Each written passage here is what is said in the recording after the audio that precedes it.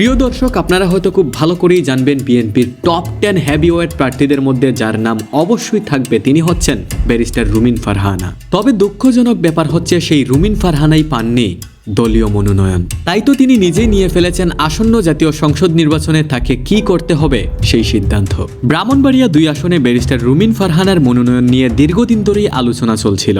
গত 3 November BNP 237টি আসনে প্রাথমিক প্রার্থী তালিকা প্রকাশ করলেও ওই তালিকায় ব্রাহ্মণবাড়িয়া 2 আসনের জন্য কারো নাম ঘোষণা করা হয়নি। তখনই আন্দাজ করা যাচ্ছিল হয়তোবা এই আসনে বিএনপি তাদের দলীয় কোনো নেতাকর্মীদেরকে মনোনয়ন দিবে না, বরং শরিকদেরকে এই আসনটি দিয়ে দিবে বিএনপি। অবশেষে তাই হয়েছে। ব্রাহ্মণবাড়িয়া 2 আসনটি শরিক দল জমিয়তে উলামায়ে ইসলামকে দিয়ে দিয়েছে বিএনপি, যার প্রার্থী মাওলানা জুনায়েদ আল হাবিব। তবে দলীয় মনোনয়ন না পেলেও নির্বাচনী প্রচারণা চালিয়ে যান রুমিন ফারহানা।